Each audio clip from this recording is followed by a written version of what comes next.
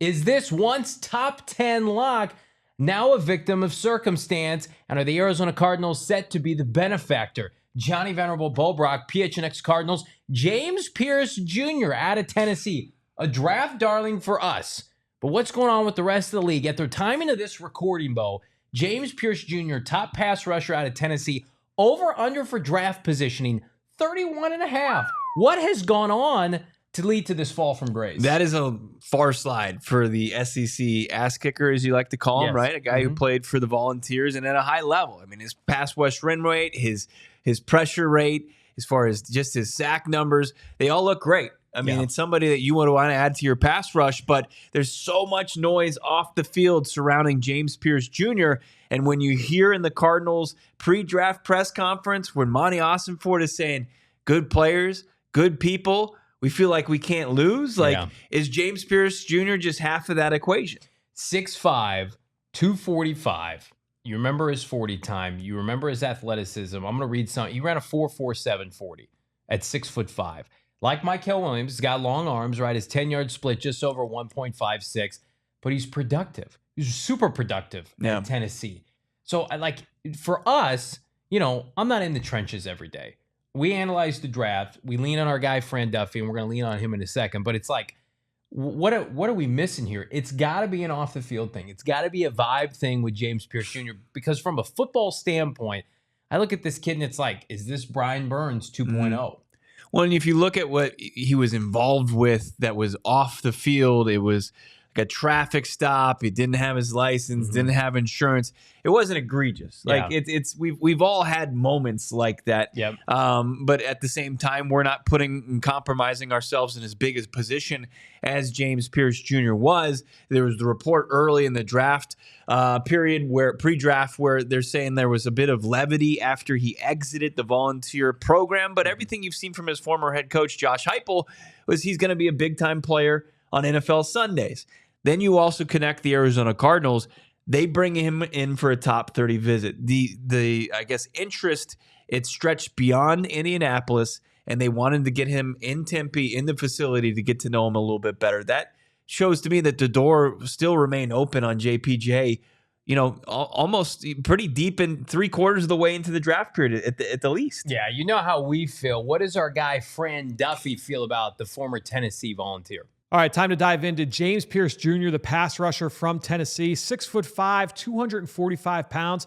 Led the SEC in sacks each of the last two seasons. You go back to his sophomore year in 2023, he was also second in TFL. So this is a guy that's been extremely productive, and he is a phenomenal athlete off the edge. So when you're looking, I was actually talking to a scout earlier this offseason, and he said he is an analytics person's dream, because when you're talking about a guy who's got all the athletic traits, we know that he blew up the combine, all the efficiency metrics, pass rush, win rate, pressure rate, all through the roof. And then you talk about the production on a per snap basis, a lot to love here with the profile from James Pearce Jr. Now, he's a former big-time recruit, 4-star kid, tall, 6'5", but lean, 245 pounds. The arm length didn't come in quite as long as people expected. He was a little bit more compact than people thought when he got to the combine. But at the end of the day, this is kind of a long, lean, explosive rusher who knows, I'm going to win with speed. And that's really what his calling card is. That's his superpower, his ability to win with his athleticism. He's typically going to try and do it, winning the outside, winning the high side of the rush. At times, you'll see him used as a stunter, as a looper towards the inside.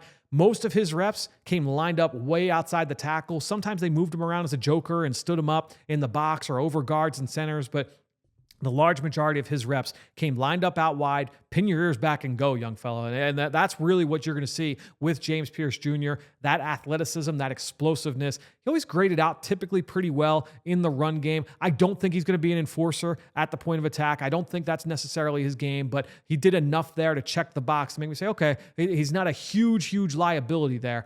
Now, when you get to the negatives, I think when you're looking at James Pearce Jr., he does look. While I say he's not going to be a liability in the run game, I don't think he's going to be like an enforcer type either. And he could get attacked by certain tackles, certain run schemes. When he reaches the NFL, he also just needs to expand that pass rush repertoire. I think when you're looking at rushers with his skill set that have the ability to win with speed and only speed, that can win at certain times, and there might be some seasons where he has really productive rushing, campaigns where he's able to get home for 8+ sacks.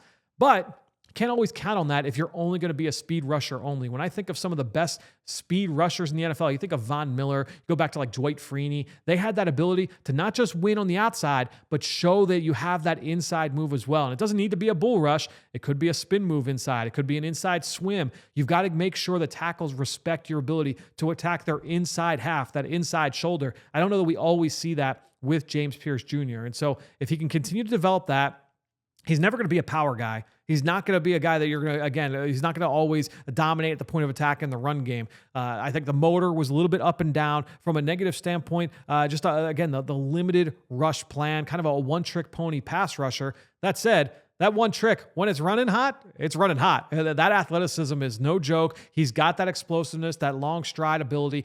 Kind of reminds me personally of Vic Beasley, who was a top 10 pick out of Clemson about a decade ago to the Atlanta Falcons. And he had some successful seasons. We saw him have double-digit sack seasons in the NFL, but when it fell off fast. If you don't always have that ability to win high side, then you need to have something else to be able to lean on. The other thing, I think, when you're looking at Pearce Jr., despite the athletic ability, despite all the physical gifts, was never a full-time starter. He started like 8 or 9 games this past year, but other than that, was just a part-time player. Even last year in 2023, when he posted all the production, it was as a guy off the bench. It might be that he's a designated pass rusher only. That might be what the role is in the NFL. Now, as a team, you have to decide, what is that worth? If we think that this guy could be Dante Fowler Jr., who was the number 2 pick in the draft coming out of Florida all those years ago to the Jacksonville Jaguars, bounced around the league, and now has become one of those mercenary rushers where, you know what, when it gets to third down, put me on the field, and I'm going to get after the quarterback. That's what James Pearce Jr. could ultimately be.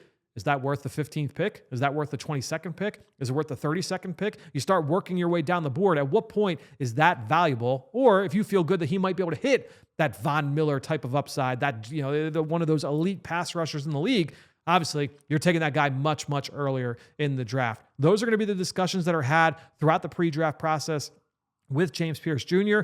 Athleticism for days. You just got to worry about what is the long-term role for a player like this. A little bit of boom bust here, but the boom is really impressive.